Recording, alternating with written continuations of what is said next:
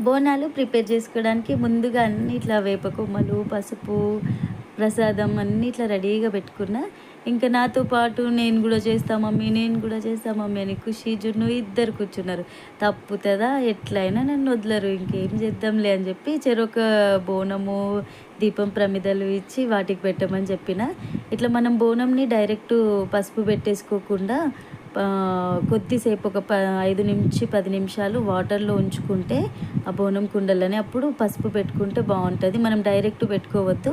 ఆయిల్‌ని పూసుకోవాలి. ఫస్ట్ మనం వంట చేసే ఆయిల్ ఉంటది కదా! ఏదైనా సరే దాన్ని పూసుకొని తర్వాత మనం పసుపుని రాసుకున్నట్టయితే అది డ్రై అయిపోయిన తర్వాత రాలిపోతది. మనం అలా పెట్టుకోకపోతే ఆయిల్ పెట్టుకోకపోతే. అందుకే ఆయిల్ పెట్టుకున్న తర్వాత పసుపు రాసుకుంటే ఇట్లా డ్రై అయిపోదు.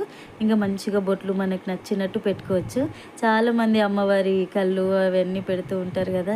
నాకెందుకో పాతకాలంలాగా ఇట్లా మంచిగా పసుపు, కుంకుమ నిండుగా బోనం నిండుగా ఇట్లా పెట్టుకుంటే అందంగా అనిపిస్తది. చాలా ఇష్టం ఇట్లనే.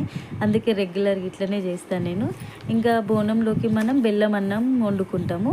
చాలామంది చాలా ప్లేసెస్‌లో వేరు వేరుగా చేస్తూ ఉంటారు. ఇక్కడ మాత్రం బెల్లం అన్నంని తీసుకుంటారు ప్రసాదంగా.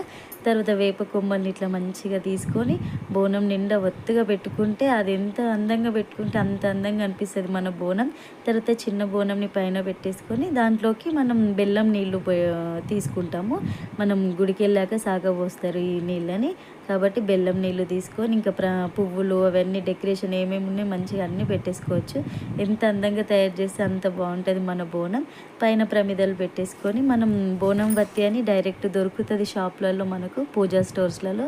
ఇంక ఊర్లలో అయితే మమ్మీ వాళ్ళే చేస్తారు. ఇంకా మనకంత రాదు కాబట్టి ఇంకా డైరెక్ట్ మనం కొనుక్కోవడమే. ఇంకా బోనం వత్తి మనం నైటే నానబెట్టుకుంటే నెయ్యిలోనో లేకపోతే ఆయిల్‌లోనో పెట్టేసుకుంటే మనకి మంచిగా కాలుతదనమాట.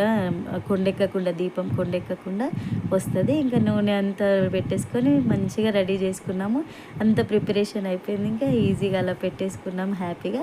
తర్వాత ఇంకా ఇంట్లో అందరం కూడా రెడీ అయిపోయినాం. అందరం రెడీ అయిపోయి కాళ్ళకి పసుపు పెట్టేసుకున్నాము. ఒకవైపేమో వాన పడేలా ఉంది. అయినా సరే తగ్గేదేలే అని రెడీ అయిపోతున్నాము. ఇంకా మంచిగా రెడీ అయ్యి అందరం కలిసి ఇంకా బోనం మీద దీపం వెలిగించినాము. తర్వాత ఏమైందో నెక్స్ట్ వీడియోలో చూడండి. వీడియో నచ్చితే లైక్ చేయండి.